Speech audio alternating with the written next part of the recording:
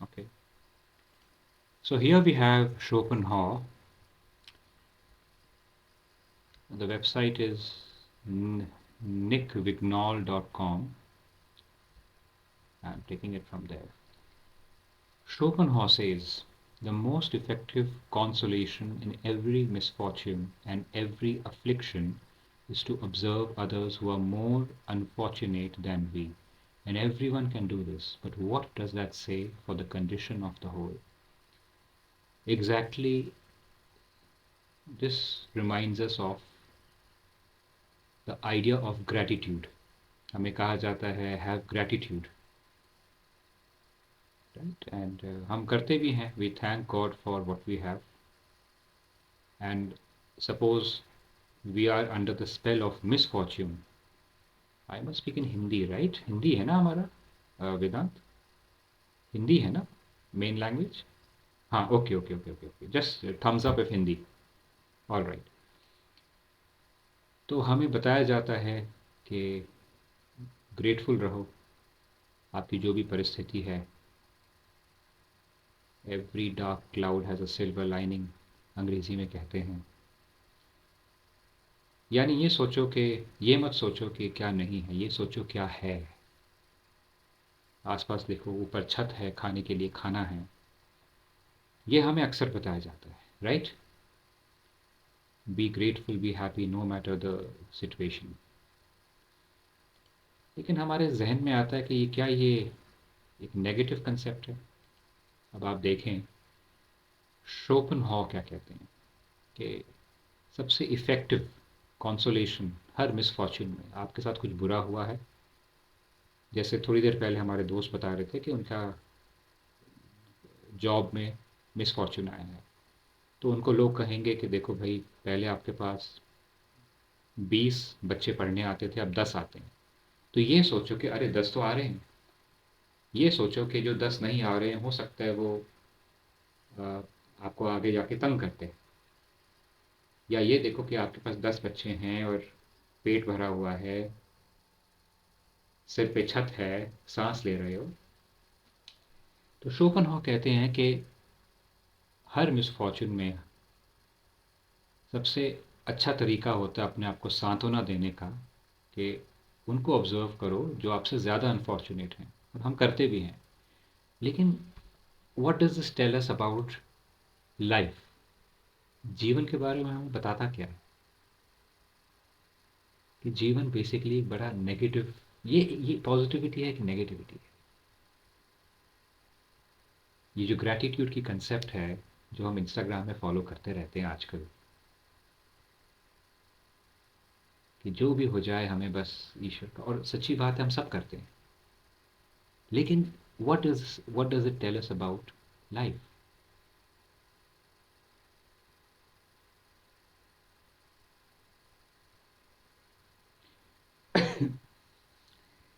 आपके पास टांग है, दूसरों के पास टांगे नहीं है, तो आपको सोचना पड़ता है दूसरों के पास टांगे नहीं है. तो ग्रैटिट्यूड में भी किसी का मिसफॉर्चून छुपा हुआ है.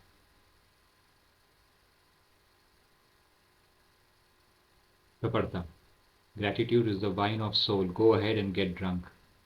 ठीक है, वाइन ऑफ सोल है, लेकिन शोपेनहॉर का अलग कहते कि आपके पास टांगे हैं, खुश रहो. लेकिन दूस आपकी खुशी में कंपैरिजन है ना, किसी के पास टांगे नहीं है, तो आपको सोचना पड़ता है ये नेगेटिविटी. तो ये कंपैरेटिव वैल्यू है. ये मिसफॉर्चून और कॉन्सोलेशन के बारे में शोपेनहॉर ने कहा था. जिनको नहीं पता है, शोपेनहॉर ने, कहा जाता है डार्विन को भी इंस्पायर किया है. डार्विन आपके ओरिजिन ऑफ स्पीशीज़ वाले भाई साहब, और नीत्से या नीत्सा, पता नहीं आजकल कैसे पुकारते हैं उनको, लेकिन वो जर्मन वाले भाई साहब, ये दो इनसे इंस्पायर हुए हैं. और बहुत सारे कवि भी हुए हैं शोपेनहॉर से इंस्पायर. मेरे ख्याल से वो भी हुए हैं आयरिश कवि, नाम याद नहीं आ रहा, बड़े अच्छे कवि हैं, वो भी इनसे इंस्पायर हुए हैं.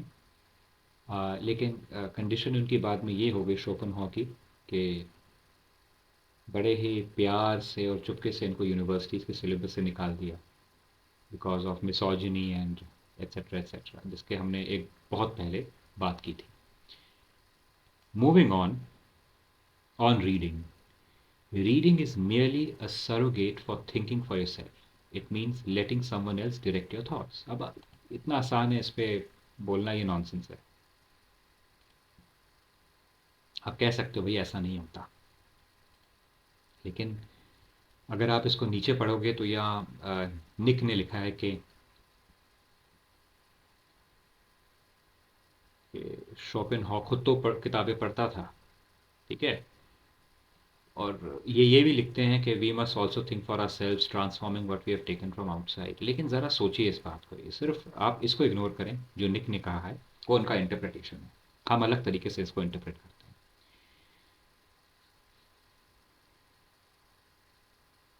कई बार हम किताबें पढ़ते हैं, जो ये मेरी इंटरप्रिटेशन है शोपेनहॉर की लेक्चर्स पढ़ के, उनकी जो आर्टिकल्स पढ़ के, चैप्टर्स पढ़ के उनकी किताबों के, कई बार हम इसलिए पढ़ते हैं क्योंकि हमें जीवन से मुक्ति चाहिए, और ये काम करता है. लाइफ में कुछ ठीक नहीं चल रहा है, एक नॉवल पढ़ लो, अगाथा क्रिस्टी पढ़ लो, शेक्सपियर पढ़ लो, ठीक है, या गाने सुन लो. अगर हम ये कहते हैं कि गाने सुनना एस्केपिज्म है, तो किताब पढ़ना भी एस्केपिज्म है. लेकिन हम ये मानते हैं कि किताब पढ़ना ज़्यादा अच्छा है संगीत सुनने से आज के दौर में, ठीक है. ये आप ज़रा सोचें इस मामले में. जो किताब पढ़ रहा है आदमी किसी लाइब्रेरी में या गार्डन में बैठ के, जो आदमी खोपे लगा के, ईयरफोन लगा के गाने सुन रहा है, आपके मन में आएगा किताब वाला ज़्यादा इंटेलिजेंट काम कर रहा है. ये हमारी, हालांकि बहुत सारी किताबें नॉनसेंसिकल होती हैं, ऐसा नहीं सारी किताबें अच्छी होती हैं, और लेकिन ये हमारे मन में आता है. तो हम संगीत को कहते हैं टाइम वेस्ट, डिस्ट्रैक्शन. किताब को कहते हैं समथिंग यूजफुल. तो क्या किताब पढ़ना भी एक डिस्ट्रैक्शन नहीं हो सकती? Reading is merely a surrogate for thinking for yourself. हम कई बार ये करते हैं, हम अपने विचारों का सामना नहीं कर पाते, इसलिए हम किताबें पढ़ते हैं. क्या होता है, कोई ऑथर हमें 14th सेंचुरी फ्रांस के कासल में ले जाता है,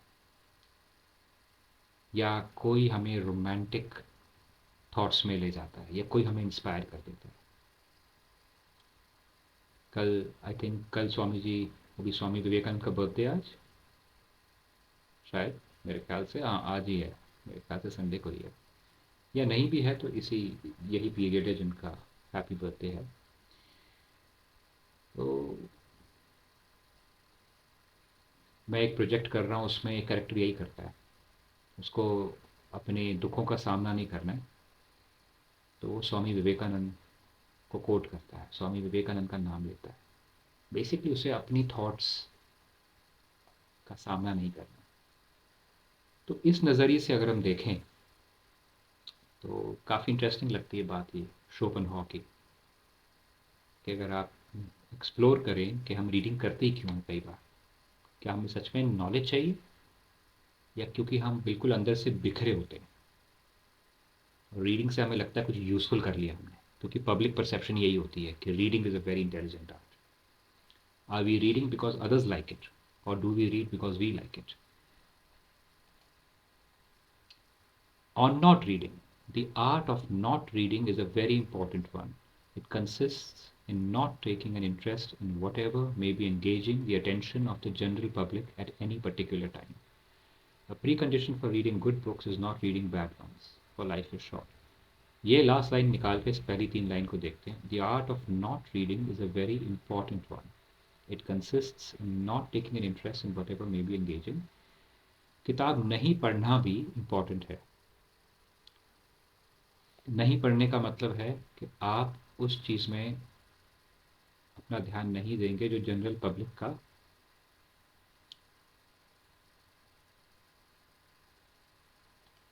ध्यान अपनी तरफ आकर्षित कर रही है, ठीक है.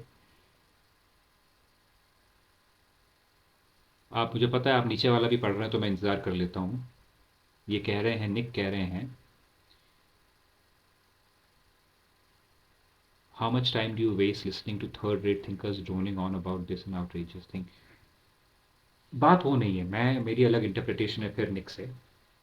अगर आप शोपेनहावर की बाकी चीज़ें पढ़ोगे तो मुझे लगता है इसका रिलेशन पहले पॉइंट से, रीडिंग से ही है। नॉट रीडिंग का मतलब क्या है? नॉट रीडिंग एक पर्पसफुल एक्ट है कि मैं अपने आप को इन्फ्लुएंस नहीं होने दूंगा उस चीज़ से जिससे बाकी लोग हो रहे हैं। आप एक बिल्डिंग में रहते हैं, आपके पड़ोसी एक ख़राब काम करते हैं, मान लीजिए कोई, तो आप अपने आप से कहते हैं कि मैं अपने बच्चों को अपने पड़ोसी से मिलने नहीं दूंगा क्योंकि उस पर बुरा असर पड़ेगा। ठीक है, क्योंकि संगत का असर बुरा होता है। लेकिन ये हम अपने लिए नहीं सोचते हैं, हम दूसरों के लिए सोचते हैं, फैमिली के लिए सोचते हैं। अगर हम पब्लिक की चीज़ें पढ़ें जो पब्लिक पढ़ रही है, जिसकी हम इज़्ज़त नहीं करते, अगर तो पब्लिक की इज़्ज़त करते हैं अलग बात है, लेकिन कई बार हम इज़्ज़त नहीं करते पब्लिक की, हम कोसते रहते हैं लोगों को। जिनको कोस रहे हो उनकी थॉट्स में क्यों आप शामिल हो रहे हो? वो आप वही गाना सुनना चाहते हो जो वो सुन रहे हैं, क्यों? क्योंकि आपको ट्रेंड में रहना है। तो फिर आप पूरी तरह उनमें समा जाइए, हिपोक्रेसी क्यों? कुछ चीज़ों में आप उनकी कंप्लेन करते हो और कुछ चीज़ों में आप उनकी तरह नहीं होना चाहते। आपको कॉन्शियसली डिसाइड करना पड़ेगा क्या आपको पॉपुलर कल्चर का हिस्सा बनना है कि नहीं बनना है। यहाँ जो रीडिंग की बात है, देखिए जब ये किताब लिखी गई थी इंटरनेट नहीं था, तो रीडिंग, रीडिंग मतलब एक्चुअल रीडिंग, रीडिंग शोपेनहॉवर के टर्म्स में रीडिंग का मतलब है रिफ्लेक्शन। रीडिंग रिफ्लेक्शन साथ साथ होते हैं। ये सिर्फ उनका उनका नहीं है, बाकी फिलोसफर्स भी कहते थे। तो खराब चीज़ पे अपना ध्यान नहीं देना, ये कला है। अपने आप को दूर रखना पब्लिक इन्फ्लुएंस से कला है, और ये मुश्किल कला है। हमें लगता है हम दूर रहेंगे लेकिन हम इन्फ्लुएंस हो जाते हैं। हम पुष्पा टू देखते हैं इसलिए नहीं कि हमें पुष्पा टू सच्ची में देखनी है, इसलिए देखते हैं यार बाकी लोग बड़ा बात कर रहे हैं, हमें भी उस कॉन्वर्सेशन का हिस्सा बनना है। तो आप आर्ट कल्चर इसलिए लेते हो। अब पुष्पा टू को रिप्लेस कर दो किताब से। उस ज़माने में किताबें होती थी, उस ज़माने में मान लो किताबें हैं ज़्यादा, फिल्में कम हैं। तो पुष्पा टू को रिप्लेस कर लो किसी पॉट बॉयलर, एक रेसी किताब, उसमें हर 5वें पेज पे कुछ रोमांटिक हो रहा है, कोई चीट कर रहा है, कोई किसी का मर्डर कर रहा है। तो आप किताब पढ़ते हो क्यों? क्योंकि बाकी लोग पढ़ रहे हैं, क्योंकि आपको पढ़नी है, खुद नहीं, इसलिए नहीं। On unhappiness, the reason the sudden announcement of a great piece of good fortune can easily prove fatal is that happiness and unhappiness is no more than a ratio between what we demand and what we receive.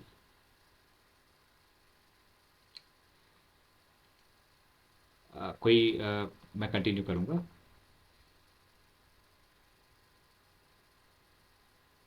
Happiness upon unhappiness, mathematic ratio, what we demand and what we receive. अगर हमारी demand बड़ी ज़्यादा है, demand 5 चीज़ों की हमें 3 मिलती हैं, अनहैप्पीनेस। डिमांड 3 चीज़ों की हमें 5 मिलती हैं, हैप्पीनेस। 3 की 3 ठीक है, सेटिस्फैक्शन। सारा खेल इतनी इतना ही है। आपका अनहैप्पीनेस और हैप्पीनेस का दोनों में रिलेशन है। यानी हैप्पीनेस इंडिपेंडेंट नहीं है। हैप्पीनेस तभी एग्जिस्ट कर सकती है जब अनहैप्पीनेस एग्जिस्ट करती है। समर तभी एग्जिस्ट करता है जब विंटर एग्जिस्ट करता है। ठीक है। So that we are not sensible of the goods we possess और are quite certain of possessing as such, because all enjoyment is really only negative, only has the effect of removing a pain. Negation of pain, absence of pain is joy. हमारी Joy में भी pen है। Joy चाहिए ताकि pen ना हो। Joy इसलिए नहीं चाहिए ताकि जॉय चाहिए, कई बार हमें जॉय इसलिए चाहिए ताकि पेन ना हो। हमारी प्रॉब्लम पेन से है, हमारा फोकस पेन पे होता है, जॉय पे नहीं होता। ये हमने पहले भी बात की हुई है। While pain or evil, on the other hand, is the actual positive element and is felt directly. Again, controversial. वो कह रहा है कि जो पेन है, जो ईविल है, वही पॉजिटिव एलिमेंट है क्योंकि वो असलियत है, क्योंकि वो एग्जिस्ट करता है। उसको निकालने के लिए आपको जॉय चाहिए। तो एग्जिस्ट क्या करता है? ईविल या पेन। और उसको हराने के लिए हम जॉय का चाहते हैं। शिव ने क्या किया था? शिव ने ईविल पूरा फेस किया थ्रू एंगर। शिव ने टोटल ईविल, सैडनेस, सारे जो आपकी नेगेटिव चीज़ें हैं सब फेस की, specially after the passing away of सती।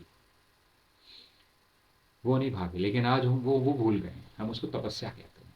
जैसे कि भाई वो तपस्या कर रहे थे, अरे तपस्या का मतलब ही यही है कि आप ऐसा काम करो जिसमें आप तपो।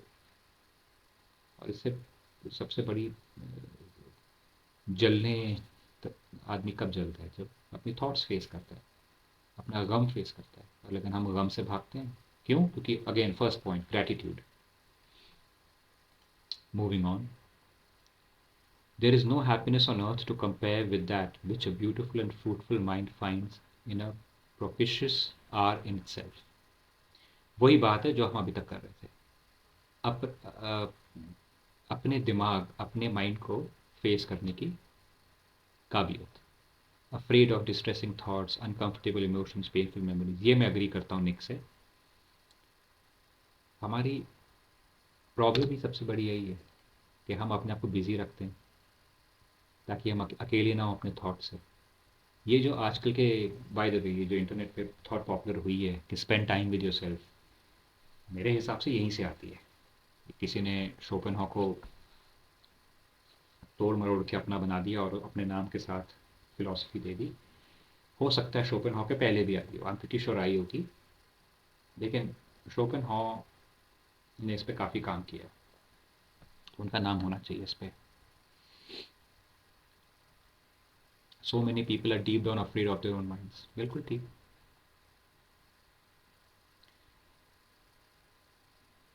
एक मैं पॉइंट छोड़ रहा हूँ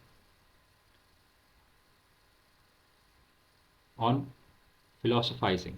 The two main requirements for philosophizing are firstly to have the courage not to keep any question back, and secondly to attain a clear consciousness of anything that goes without saying so as to comprehend a problem.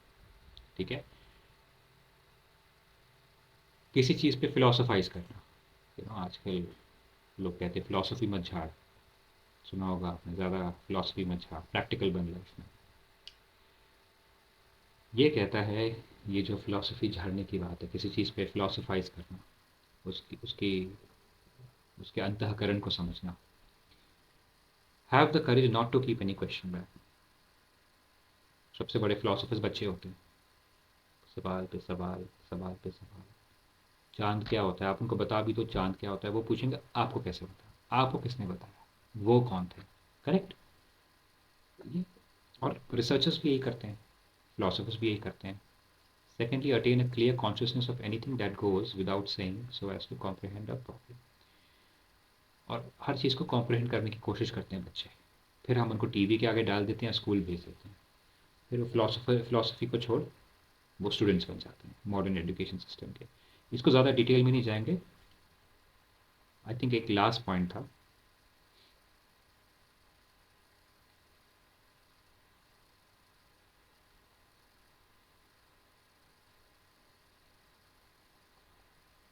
हाँ ये था, on greatness. If you want to earn the gratitude of your age you must keep in step with it, but if you do that you will produce nothing great. If you have something great in you you must address yourself to पॉस्टेरिटी।